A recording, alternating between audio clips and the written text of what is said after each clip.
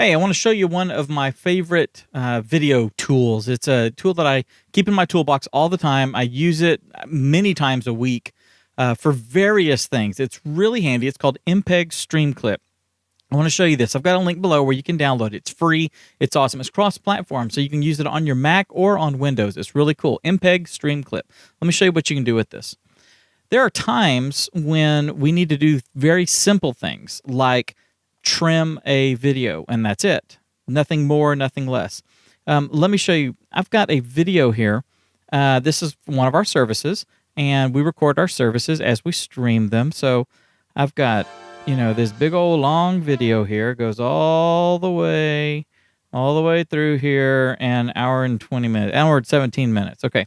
Now, let's say I just wanted to get the sermon out of here and nothing else. I can take that, drop it into MPEG Streamclip, let it come up, and let's see, I'll enlarge this a little for you. And then I can scrub to where I want it all to come in. So we go through the howdy doody time and the music, the pastor's praying, the people are playing, and here's where the sermon starts. So let me just back up some. They're finishing up, walking away, and now I'm just going to hit the play button, and we'll listen here for a sec. And he's going to talk in just a second here. Amen. Okay, so let's start right there.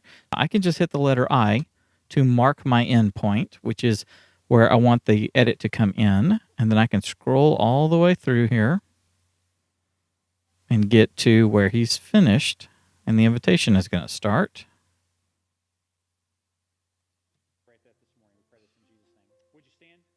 Okay, let's say that's where I want it to be. Out, hit the O button, in and out. You'll notice down here at the bottom, the in comes in at 33 minutes, and the out goes out at 1 hour, 9 minutes. So now I have exactly the part that I want, and I can trim it. So edit, trim, and we're done. The entire video is now nothing but the pastor talking. All right, and then I can export it. So I can do two things. If I were to save the file right now and overwrite this file, it would mark that in and out point and would basically give me this exact same file right here, except starting and stopping at the cut points. That is a really fast way to do it. Of course, I mess up my original, so I really don't want to do that. In my case, I'm just going to do an export. Now, depending on what I want to do and where I want this to go, will depend on how I'm going to export it. In this case, I'm going to export it to MPEG 4, and so I can upload it to our YouTube channel. So H.264 I'm going to choose. I'm going to take the quality up really high. I'm going to limit the data rate. That's something that I love doing. I can limit the data rate to exactly what I need for this video. Okay, so let's say I want the data rate to be 8,000 kilobits a second. That is going to be 8 megabits, okay? 2.1 gigs in size. I'm not going to change the scaling, or I could, if I wanted to, I could drop this down to 1280 by 720. And I could actually increase the quality of that scaling by choosing this great little option for better downscaling. I'm going to uncheck interlaced because this is not interlaced footage and I don't want to interlace it.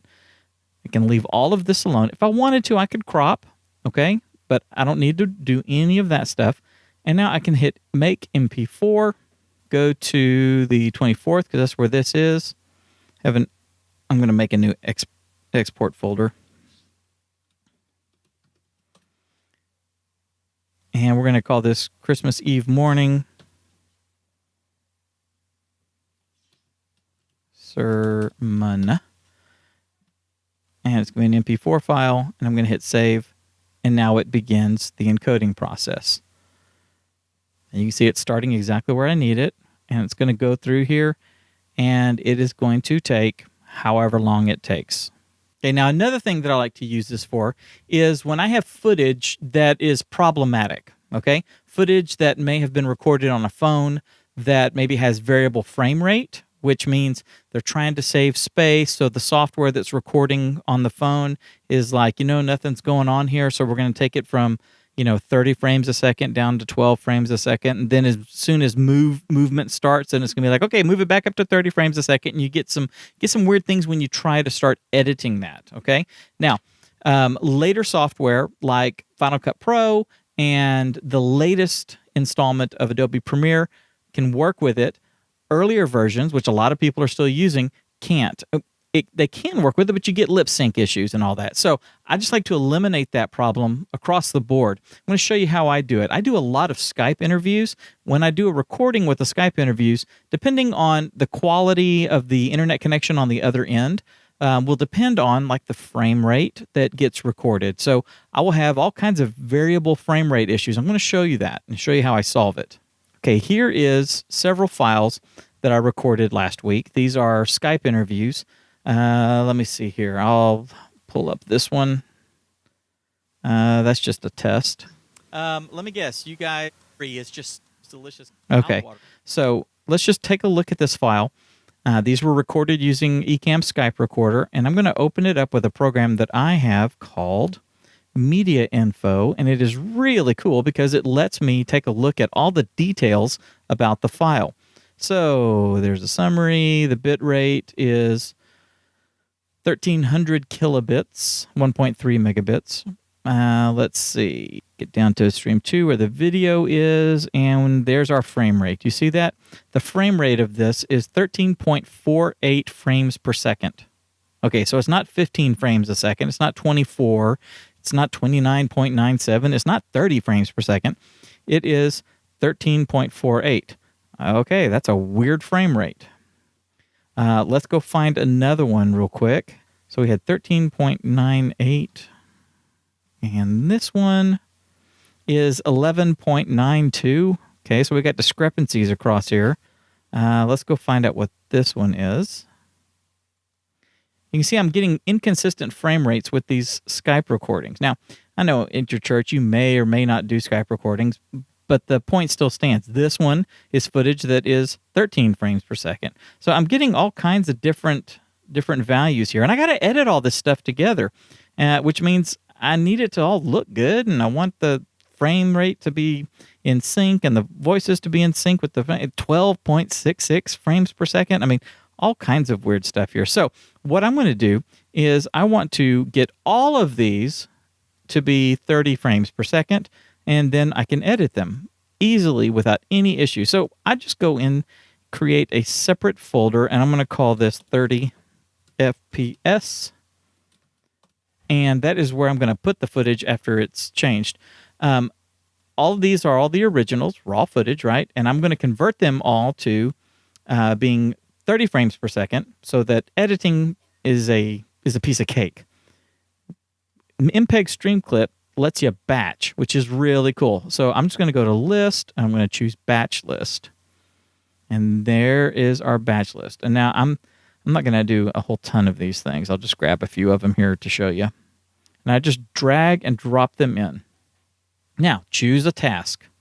I'm going to move this over here. Export to QuickTime. That's what I want to do. Or export to MP4. Or export to, convert to all kinds of different stuff, okay? I'm just going to do export to QuickTime. You can export to MP4. It's really up to you. I'm going to hit OK. And these are going to go in this folder right here, 30 frames per second folder. Hit select, and now it's going to bring up my options.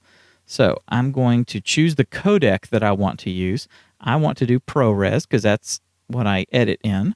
So I'm just going to choose 422. Now you can choose any of the codecs that you need, whatever you need. I always edit in 422. It's very high quality. I can adjust the quality level if I want to. That's going to adjust the file size. I cannot limit the data rate. The sound I'm going to leave as uncompressed, or I can make it MPEG sound, or I can take the sound out, or I can make it MPEG 4 AAC sound. Okay. Now I'm going to go right here to frame rate. Check this out. And I'm going to specify 30 frames per second. So I'm telling it, whatever it is, make it 30 frames per second. And I'm going to leave it at unscaled. I don't want to scale any of this. I'm just going to leave these videos as they are. I always choose better downscaling just because if there's any kind of compression or anything, I want it to be filtered properly and a really high quality. Takes a little extra time, but yields really good results. And then I'm going to hit to batch, and it is going to drop them in. If I want to drop in more files, I can do that. I can just click and drag, drop them in, walk through the same process. And then I'm just going to hit go, and now it's going to start working on them. If I look in my 30 frames per second folder, there they are, starting to show up. That's two things that I use MPEG Streamclip for. Now I'm going to show you another thing, which is joining a bunch of different clips together. That's really cool too. I do a live show each week and for one of my clients, and I record in 4 different segments, okay? Because these shows have commercials, right? So I stop the recorder and start the recorder. Now, what's really cool is I can join all these things together into one big master file if I want. So again, I'll go to batch list, bring that up. I'm going to go ahead and clear all these out. Okay, now I'm just going to drag the files in, drop them in. I'm going to choose fixed timecode breaks. I'm going to export to MPEG 4. I could do any of these that I wanted to. Export to QuickTime. I can make them 422 ProRes if I want. I'm just going to do MPEG 4, fixed timecode breaks, join all files, hit OK. And I'm just going to make a folder in here. That's the folder I'm going to drop this into when it's all done. Hit select. Now I can choose whatever codec I want to do my compression. I'm just going to do H.264. Quality I'm going to set to 100. I'm going to limit the data rate to 8,000. And I'm going to use MPEG AAC for the sound. I can change the quality level. 256, that's going to be just fine. I can put the frame rate in if I want. Okay, they're all 30 frames per second. I can specify that if I want to. If I wanted to convert it to 24, I could do that. If I wanted to convert it to 15, I could do that. If I leave it blank, it's just going to leave the frame rate of the files. I'm going to leave it unscaled. Now, I could scale it if I want to. If I wanted to move this down to NTSC DV, right, standard def, I could do that. If I wanted to punch it up to HDTV 1080p, I could do that. I don't need to.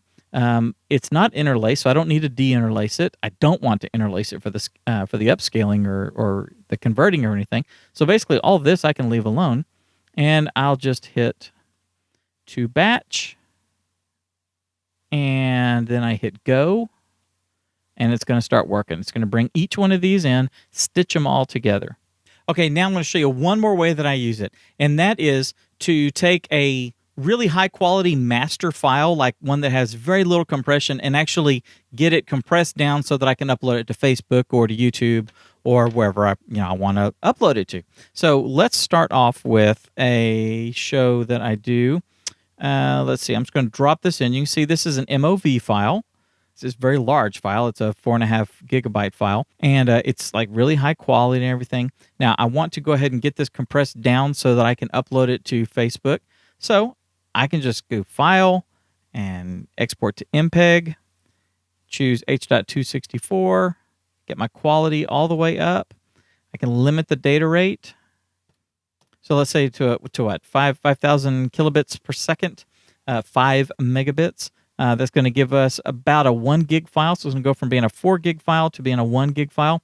If I want, I can drop the audio quality down just a little bit, make it 128K. And if I wanted to rescale it, I could. I don't need to. And make MP4. And then choose the folder that I want to drop it into. And go. And now it is compressing the file. So that's how I use MPEG Streamclip. It's really versatile. There's times when I need to do a quick conversion of some file or something like that. I've got this tool. I don't have to do anything really heavy. I don't have to open up Final Cut Pro and, drop it in there and make a project and go through all that rigmarole. And I don't need to open up Premiere and start a new project and then import it and then let it, get all, blah. I don't have to do any of that. I need to trim something. I need to do a quick conversion and get it uploaded, do stuff like that. It's a great little tool for that. And it's a great little tool to fix some of these problems like variable frame rate, things like that. So anyway, I hope this is helpful for you. MPEG Streamclip, the link is below. I think you're going to like it. So add it to your arsenal.